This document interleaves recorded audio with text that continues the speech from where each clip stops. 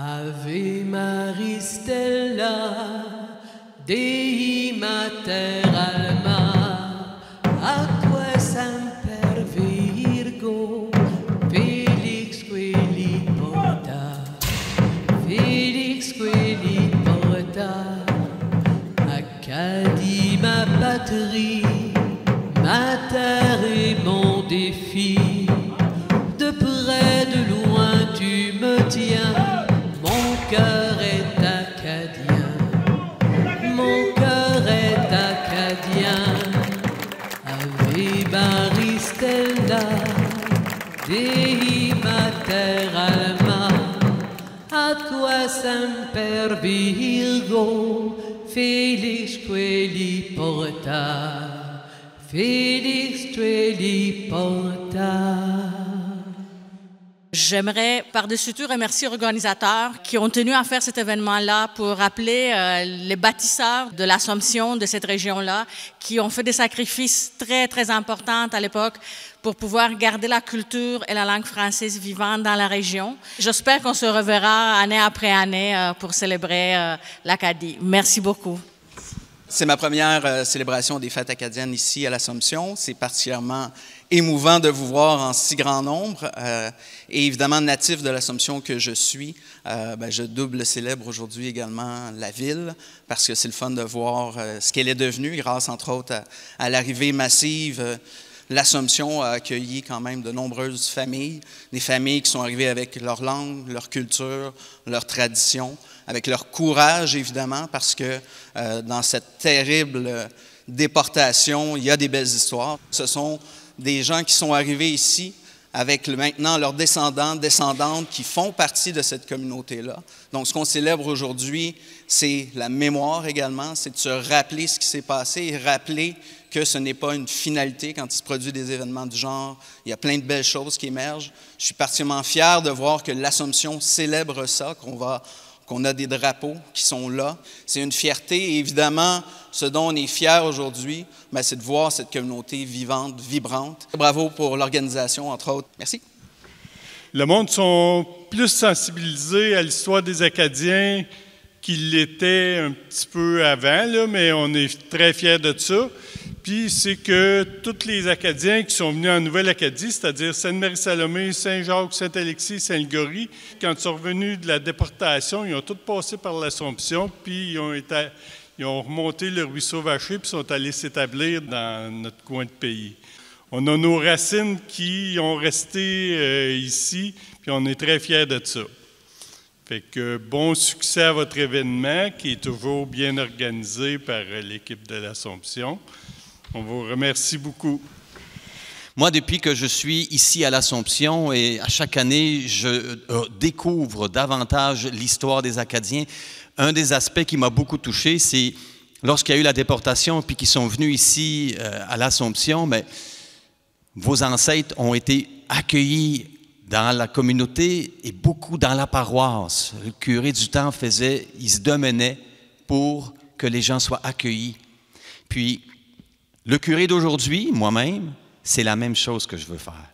Ça m'inspire énormément. Votre histoire m'inspire. L'histoire de vos ancêtres m'inspire pour que tout le monde soit les bienvenus, accueillis inconditionnellement, aimés, accueillis comme si c'était chez vous, parce que c'est chez vous. Belle fête à tous et chacun. Depuis quelques années, nous présentons une famille de descendance acadienne. Il y a eu les Cormier, les Richard et l'année dernière, les Melançon. Cette année, c'est la famille Forêt, dont nous avons quelques représentants et représentantes assis ici en avant, particulièrement Mme Marie-Paul Forêt, qui nous a fourni les informations nécessaires à cette présentation. Donc, j'inviterai M. Fiston à venir présenter l'hommage à la famille Forêt, s'il vous plaît.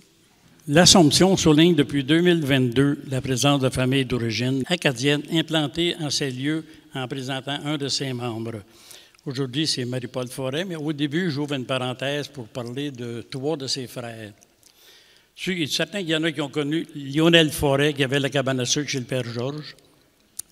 Et après ça, il l'a vendu à Paul-Aimé Forêt et Lucie Payette. Et quand elle est passée au feu, eh bien, ils ont acheté un petit restaurant à Saint-Gérard du nom de la Récréation, et aujourd'hui, c'est plutôt un service de traiteur. Et après ça, il y avait Jean-Guy. Ça, c'était le maître du grader, justement. Il est là, mon Guy. Puis moi, je peux vous dire que c'est vrai parce que j'ai travaillé avec. Après ça, il y a Réal. Ça, c'était le maître tireur de joint. Pas fumeur de joint, tireur de joint. Alors, Marie-Paul, on commence avec toi.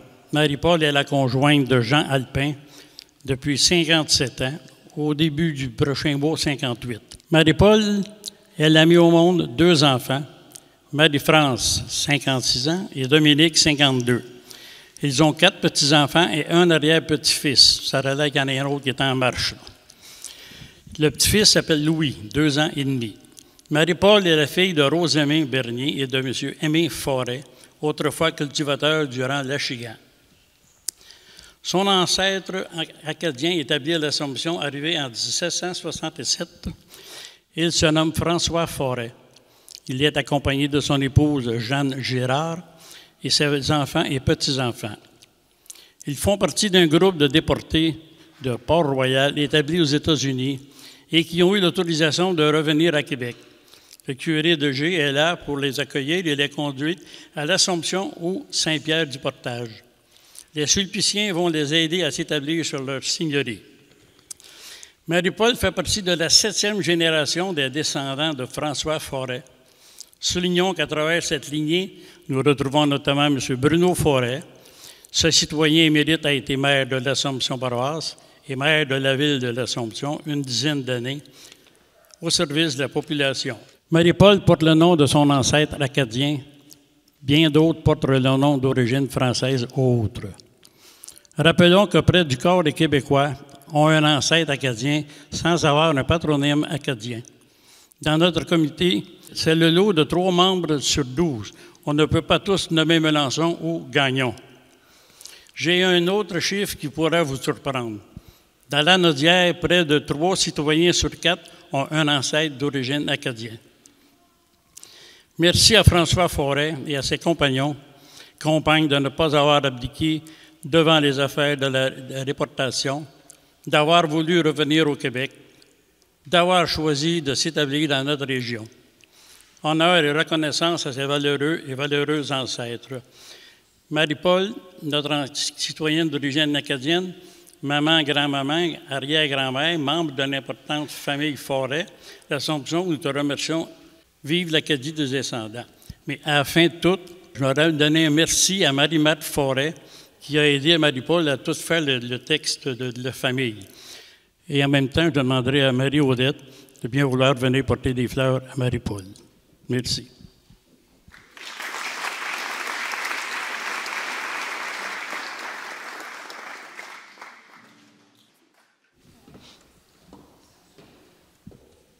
Je ne m'étais pas présenté. Donc, Jacques de G. Je commencerai ainsi. Saint-Pierrois, Saint-Pierroise.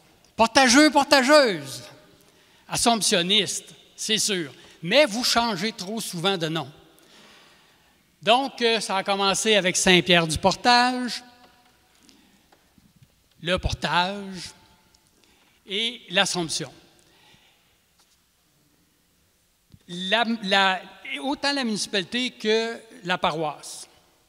Et la paroisse ne s'appelle même plus l'Assomption, c'est un nom, comme je ne suis pas le vrai curé, je ne suis pas capable de vous le dire au complet. Donc, Saint-Pierre-du-Portage et moi avons un petit point en commun. Donc, il faut revenir, si on parle de l'époque des Acadiens-Acadiennes, on va commencer quand même un petit peu avant. Comme l'Acadie fête en même temps, comme je vous disais tantôt, leur fête en même temps que l'Assomption, on va parler aussi un peu de l'Assomption, un peu de l'Acadie. Donc, un point en commun entre l'Assomption et moi, ou Saint-Pierre-du-Portage, les premières concessions de terre ont été faites en 1717 et je suis né en 1717.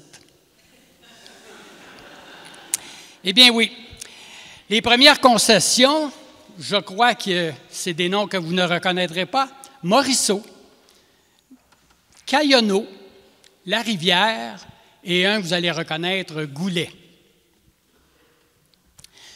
Donc, la naissance à peu près en même temps de Saint-Pierre-du-Portage et du bon curé de G.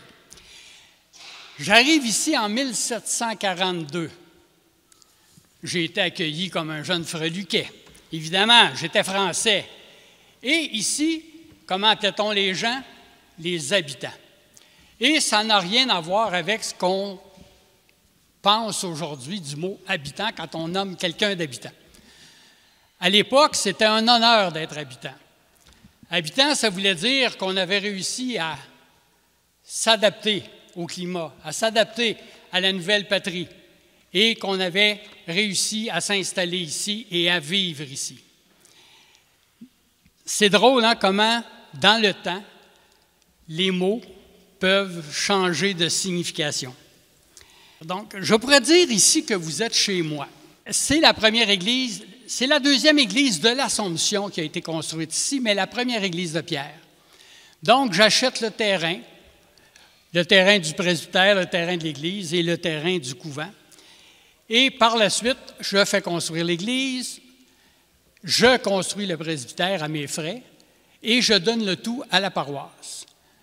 Pourquoi? C'est qu'à l'époque, la dîme était obligatoire et la dîme appartenait au curé et non pas à la paroisse. La dîme appartenait au curé. Et en plus, j'étais sulpicien. Donc, les sulpiciens, c'est une congrégation qui était quand même assez riche. Le rôle que j'ai joué ici, dans le fond, c'est le rôle de seigneur. Quand on était nommé curé ici à l'Assomption, tant que la Sulpicie, j'appelle ça la Sulpicie, donc la seigneurie de Saint-Sulpice, tant que ça a appartenu à ma communauté, eh bien, le curé qui était nommé ici devenait seigneur de l'endroit. Donc, c'est lui qui s'occupait du développement de la seigneurie. Donc, concession de terre, et jusque de 1742, dans le fond, jusqu'à 1760 environ, 55-60, eh bien, ce n'était que des Québécois. Il y a eu la guerre. Par contre, on concédait quand même des terres. Quand les réfugiés arrivent ici, les réfugiés, ce sont les premiers à arriver ici. Évidemment, tout le monde a passé par Québec en premier. Donc, on s'en va à Québec. On fuit la guerre. Donc, la guerre de 7 ans, on fuit la guerre. Et même si on pense qu'à cette époque-là, les communications, ce n'était pas ce que c'est aujourd'hui, les gens savaient ce qui se passait en Acadie, ils savaient que la déportation commençait. Et là, il y a un certain nombre qui ont réussi à s'échapper et à venir s'installer au Québec en ayant l'intention de retourner chez eux après le conflit. Par contre, ils n'ont pas été accueillis, je dirais, aussi bien parce qu'on savait que les réfugiés, dans le fond, c'était des citoyens anglais. Parce que l'Acadie était déjà anglaise depuis 1713. Le serment qu'ils ne voulaient pas faire au roi d'Angleterre, eh bien, à l'époque, ça fonctionnait un bout, mais là, à un moment donné, ça n'a pas fonctionné. Fait que si on sont emmenés ici, on savait que ces réfugiés-là, dans le fond, c'était des citoyens anglophones. Mais par contre, un coup que la guerre a vraiment commencé, bien, les gens ont été accueillis dans la seigneurie à Québec et dans les alentours et ensuite par ici. Plusieurs années plus tard, vers 1764, les premiers déportés sont arrivés ici. Donc, les déportés, c'est lors du grand dérangement, on les a séparés. Dans le fond, ça a été un coup de malchance parce qu'ils ont convoqué les hommes à l'église de leur paroisse. Une fois dans leur église, en Acadie, ils ont été enfermés et ensuite ils ont été déportés. Souvent, les familles disloquées les ont emmenés, la plupart dans les colonies au sud, et plus tard, après quelques années, soit de travail ou d'errance, ou le gouverneur de l'époque, ici en Nouvelle-France, a accepté de rapatrier un certain nombre d'Acadiens. Ces Acadiens-là sont partis par bateau des États-Unis ou des colonies et s'en sont emmenés à Québec. Et là, le gouverneur a demandé aux différents seigneurs de concéder des terres à ces Acadiens-là, à ces familles acadiennes, pour qu'ils soient capables de s'installer. Et c'est pour ça que nous autres ici, la Sulpicie n'était pas tellement développée. Dans le fond, c'était à partir du fleuve, aller à peu près jusqu'à la limite de la campagne de ce qu'on appelle aujourd'hui l'Épiphanie, le Bourg-Lachigan. Donc, il reste encore beaucoup de terre à concéder. Le curé de G a fait venir ces gens-là. De G et le professeur Neveu, le maître d'école, qu'on disait à l'époque, a fait en sorte de loger, de faire loger les Acadiens et les Acadiennes dans la seigneurie de Saint-Sulpice. Donc, à peu près tout le monde a eu des Acadiens et Acadiennes à la maison. C'est sûr qu'on sort de guerre, ça faisait pas trop longtemps. Les greniers étaient vides. Ça a été difficile, autant pour les Acadiens que pour les gens qui les ont accueillis. Parce que c'était bien beau, leur accueillir du monde, mais il faut être capable de les nourrir, il faut être capable de les loger. Et ça n'a pas été de tout repos. Donc, la concession des terres s'est faite par la suite en haut du bourg de Lachigan, donc ce qu'on appelle Saint-Jacques aujourd'hui. Au début, ça a été tout Saint-Jacques, après ça, ça s'est séparé en 4 municipalités.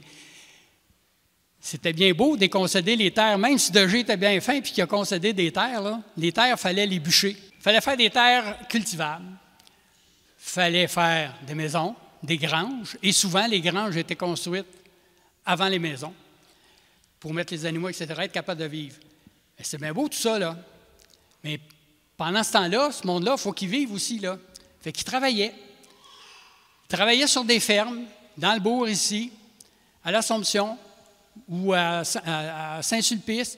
Ils étaient fermiers à bail, donc ils louaient des terres, puis ils gagnaient leur vie. Puis le soir, puis la fin de semaine, bien, ils allaient bûcher, puis ils avançaient leurs travaux. Donc, ça a été une période très difficile pour eux. Et en seulement 10 ans, une nouvelle paroisse a été fondée à Saint-Jacques. Donc, si on prend les premiers arrivés là, des déportés, c'est 1764. Donc, le temps qu'on concède, qui arpente les terres, qui coupe les arbres, qui dessouche, qui fasse des madriers, qui fasse des maisons, des granges, etc., en seulement 10 ans, la nouvelle paroisse était fondée à Saint-Jacques. Fait que je pense qu'ils ont travaillé très fort. Il y avait aussi le côté plus spirituel. Quand ils étaient dans les États du Sud, donc, il n'y avait pas de prêtre catholique, et les gens continuaient à se marier quand même et à avoir des enfants. En arrivant ici, évidemment, j'ai fait plein de baptêmes. J'ai aussi fait des réhabilitations de mariage. Donc, la réhabilitation de mariage, il paraît, je n'ai pas vérifié, mais il paraît que j'ai tellement bien fait ça, les réhabilitations de mariage, que le clergé a pris ma formule pour la mettre partout au Québec. Fait qu'il faut croire que je ne faisais pas ça tout croche. Fait que c'est sûr que si on regarde ça aujourd'hui, à comparer autrefois, la religion était tellement présente et tellement forte que ces gens-là n'ont pas eu de prêtre, pas de messe, pas de mariage, pas de baptême pendant une dizaine d'années. Quand ils sont arrivés ici, ils ont tout réglé ça, puis après ça, bien, en même temps, ils sont installés, puis ils ont fondé la paroisse de Saint-Jacques. Je les aimais bien, les Acadiens. Le but, c'était que je parte de Saint-Pierre-du-Portage et que j'aille m'établir comme curé à Saint-Jacques. Par contre, ma santé en a décidé autrement. Je suis décédé la même année que la fondation de la paroisse de Saint-Jacques. Et le premier curé, si ma mémoire est bonne, a été un curé Brault à Saint-Jacques. Comme j'étais très actif et que je ne prévoyais pas toujours tout, je vous l'ai déjà compté, mais il y avait une cloche ici dans le clocher qui m'appartenait. Et elle était dédiée, je ne l'avais pas dit, mais elle était dédiée aux gens de Saint-Jacques. Donc, à mon décès, je n'avais pas eu le temps de régler ce petit problème. Je l'ai fait inscrire dans mon testament. Donc, à la lecture de mon testament, les gens de l'Assomption étaient très déçus, et les gens de Saint-Jacques, très heureux. Et l'histoire dit, ou la légende dit, que quelques Acadiens sont venus ici et ont descendu la cloche en à peine 15-20 minutes et sont repartis avec. Par contre, j'avais quand même prévu le coup. Quelques années auparavant, j'avais demandé au marguillier de faire acheter une cloche, une nouvelle cloche, pour mettre dans le clocher. Sans raison apparente, après cette petite surprise, eh bien, ils ont compris. Et je peux vous dire que ça a fait un méchant boucan à l'Assomption. Parlant de boucan, on a parlé de tintamarre tantôt. Le tintamarre, je ne sais pas si vous savez ce que c'est. C'est une tradition acadienne, mais qui remonte quand même pas si loin que ça, en 1955. C'est le clergé acadien qui a introduit ça dans les fêtes au Nouveau-Brunswick. Donc, le tintamarre a été recommencé par eux et a été continué par la suite par la société civile. Le bruit fait durant le parcours du tintamarre rappelle le grand dérangement et surtout la survivance du peuple acadien. Alors, c'est tout pour moi. On ne pouvait pas, cette année, oublier de souligner le départ d'une de nos grandes écrivaines qui était de l'Acadie. Elle a fait non seulement honneur à l'Acadie, mais à toute la francophonie, tout le peuple francophone d'Amérique du Nord doit une fière chandelle à cette dame. On pourrait dire qu'à travers ses écrits, elle a rempli ce qu'on appelle son devoir de mémoire, en permettant que ne tombe pas dans l'oubli l'incroyable épopée du fait français en terre d'Amérique. Un exemple à suivre, sûrement, pour nos générations futures. Cette personne ne vous est pas inconnue, même si vous n'avez pas eu la chance et le plaisir de parcourir son œuvre pour la plupart. Vous l'avez sûrement reconnu, il s'agit de Antonine Maillet. C'est certainement la porte-parole la plus marquante de l'Acadie et sans conteste sa plus grande voix. Une courte bibliographie pour vous la faire connaître. Elle est née le 10 mai 1929 à Bouctouche, au Nouveau-Brunswick, d'une famille de 9 enfants.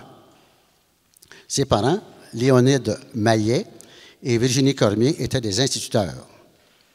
Maillet, comme le dit Mme Antonine, est la déformation du mot martel.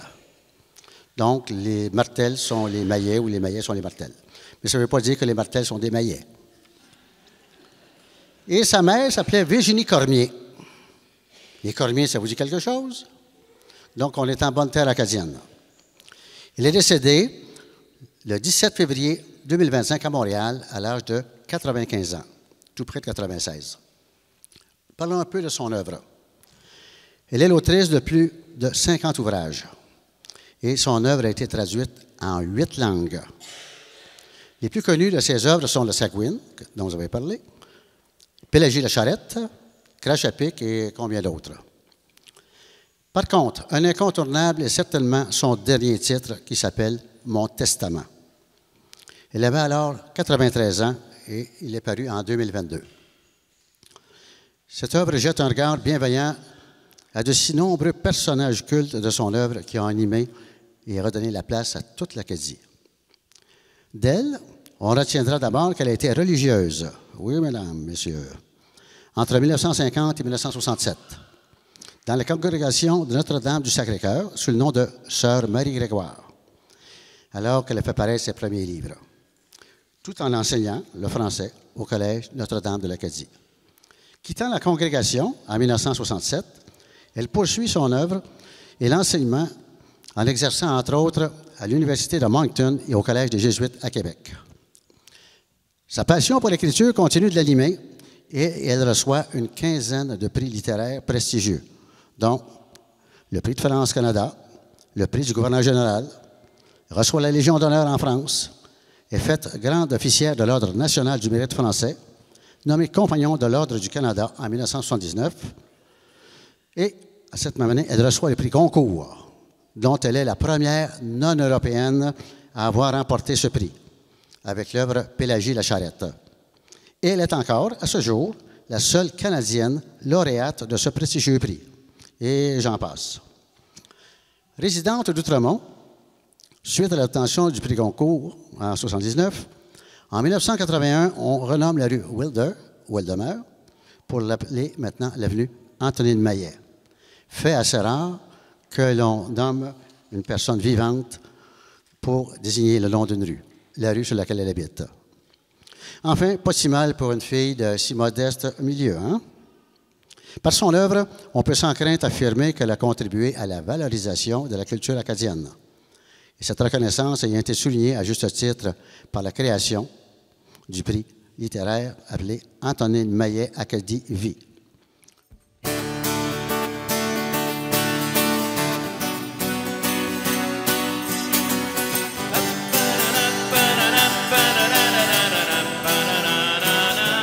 Tous les violons d'Acadie, de Saint-John à Saint-Quentin, vont jouer pour nous toutes les nuits.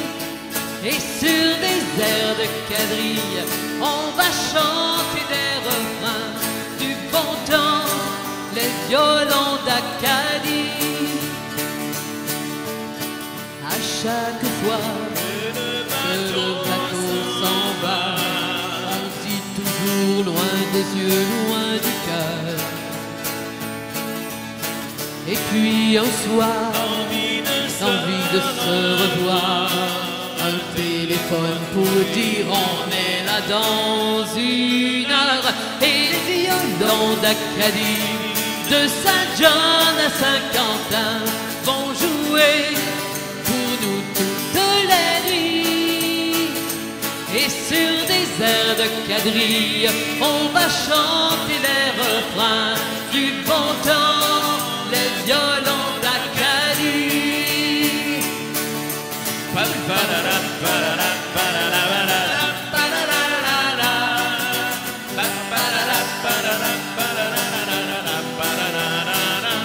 Et sur des airs de quadrille, on va chanter des refrains du bon temps, les violons d'Acadie.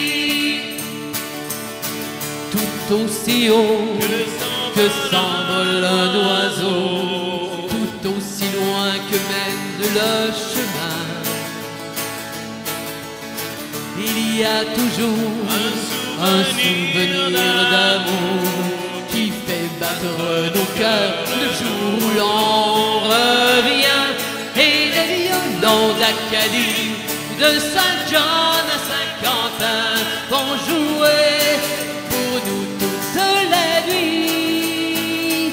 Et sur des airs de quadrille, on va chanter des refrains du bon temps, les violons d'Acadie.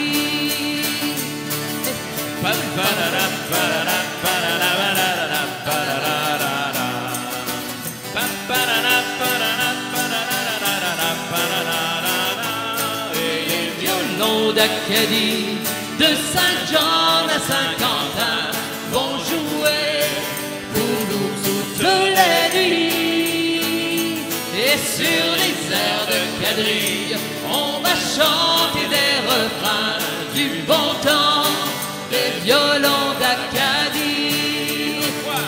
Et les violons d'Acadie, de Saint-John à Saint-Quentin, vont jouer pour nous toutes les nuits. Et sur des airs de quadrille, on va chanter des refrains du bon temps, les violons d'Acadie.